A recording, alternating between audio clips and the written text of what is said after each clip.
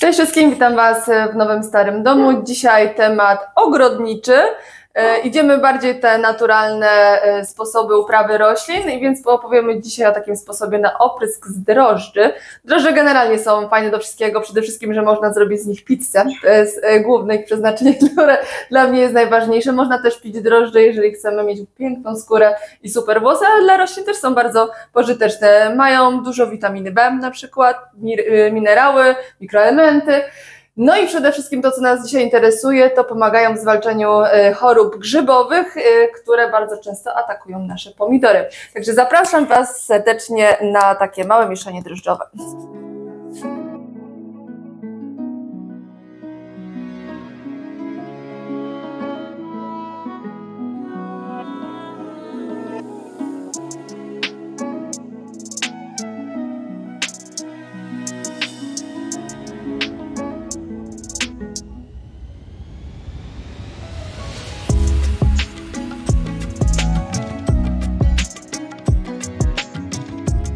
My mamy taki pojemniczek 2-litrowy. Na taki pojemnik 2-litrowy wykorzystujemy około 20 gramów tych drożdży.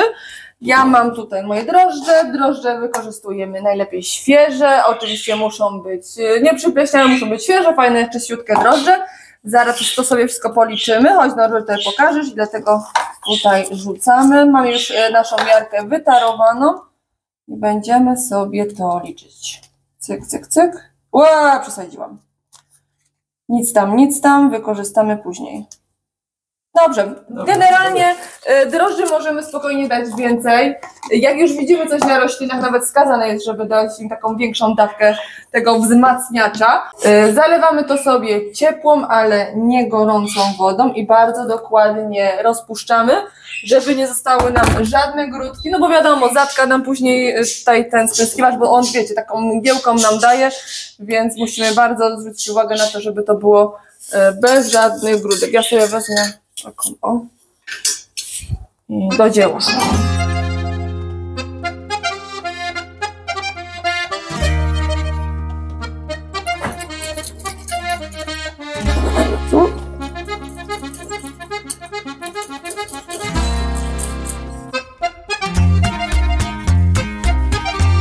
Wygląda, że już tam nic nie ma. Ok, już mamy gotowe, przelewamy sobie to tutaj i resztę dopełniamy zwykłą zimną wodą i możemy działać.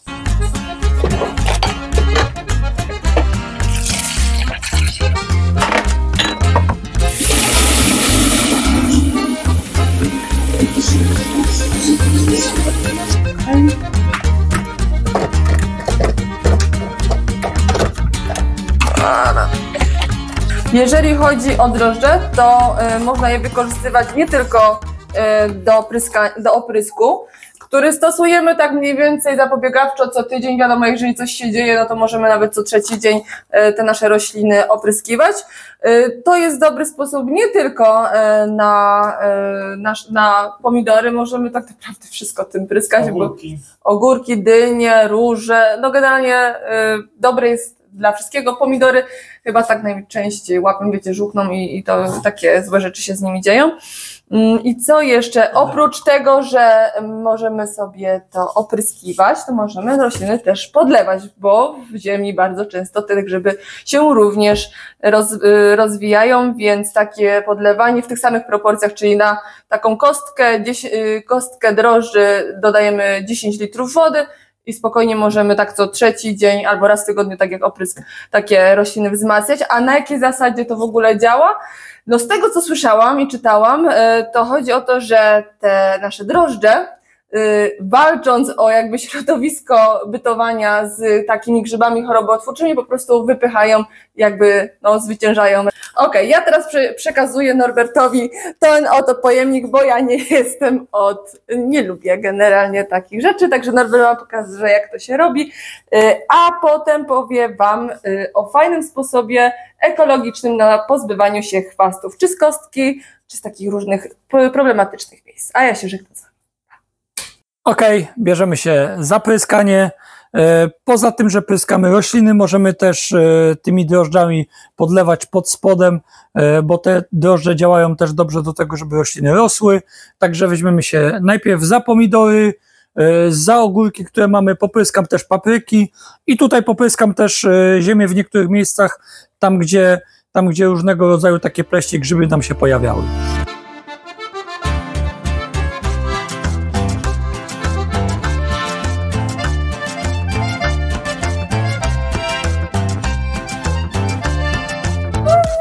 Ja nie urosnę. Może urośniesz. Nie.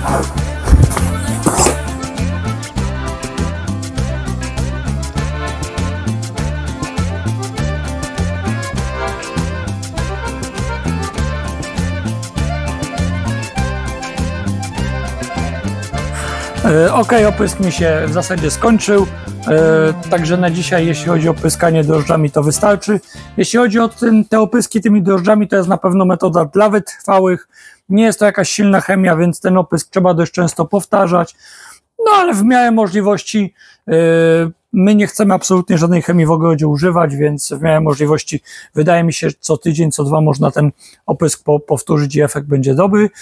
Poza tymi drożdżami chcieliśmy Wam dzisiaj jeszcze pokazać sposób na pozbywanie się chwastów, zarówno to na przejściu, w naturalny sposób, jak to zrobić takim koncentratem octu, a następnie też można używać tego takiego rozcieńczonego octu do tego, żeby przepędzać nornicę. Ja też w ten sposób stosuję i też się sprawdza. I z takich jeszcze naturalnych oprysków w zasadzie numer 3, które uważam, że warto używać, to jest oprysk miedzianem. Miedzianem w zasadzie na początku marca. Powiem Wam, ja w tym roku akurat miałem troszeczkę czasu, dopilnowałem tego bardziej. 2 razy miedzianem w marcu nasz sad opryskałem i jeśli chodzi przede wszystkim o brzoskwinie i o grusze, czyli o kędzierzawość roślin i o ten parch jabłoni czy kędzierzawość, która jest na gruszach, to tutaj miedzian naprawdę dobrze się sprawdził i w tym roku ten nasz sad wygląda bardzo dobrze.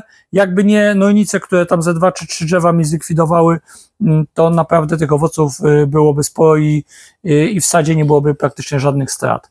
Jeśli chodzi też o ten ocet na nornicę, to powiem Wam, że to jest taki sposób pośredni, ale też się sprawdza. To znaczy rozcieńczam sobie ten koncentrat octowy do stężenia mniej więcej 10%, wlewam to do tych nor, no i przynajmniej na jakiś czas te nornice się wyprowadzają. Teraz jak już jest cieplejsza pogoda i już czarny bez ma dość dużo liści, to z powrotem wracam do tej gnojówki z czarnego bzu i ona też dobrze się sprawdza.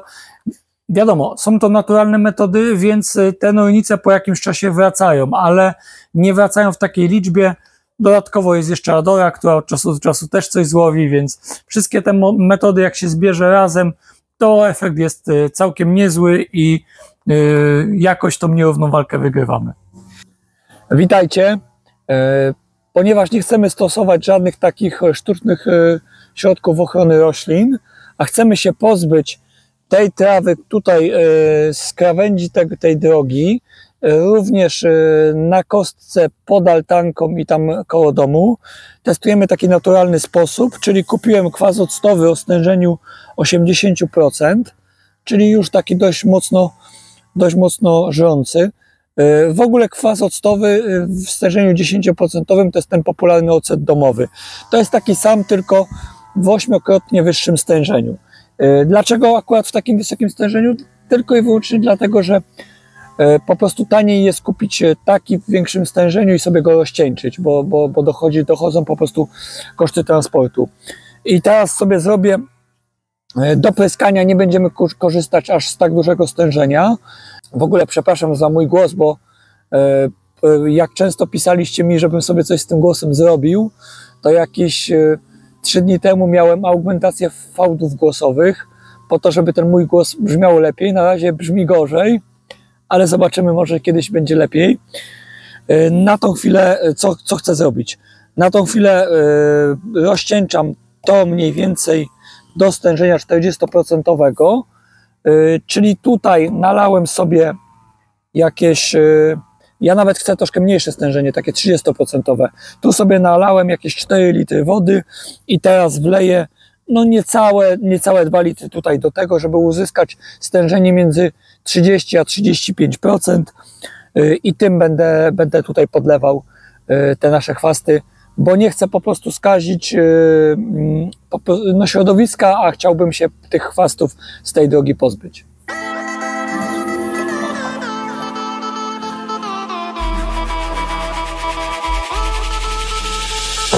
Ok, ja dzisiaj popryskam, a wy zobaczycie za chwilę, jaki jest efekt za dzień, 2.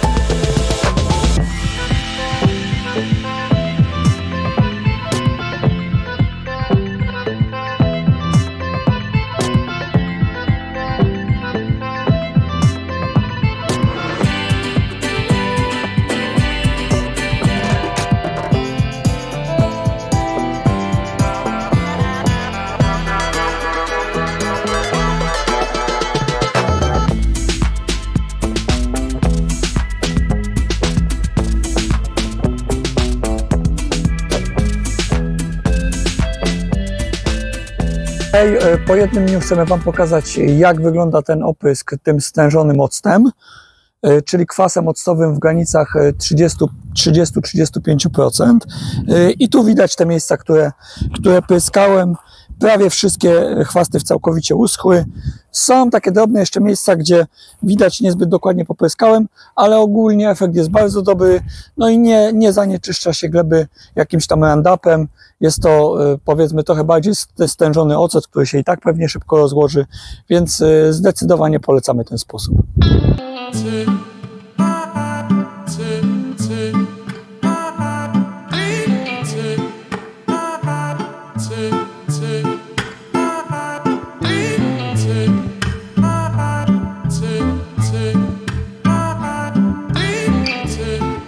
Jeśli chodzi o dzisiaj, to chyba wszystko. Dziękujemy Wam za oglądanie i do zobaczenia. Cześć!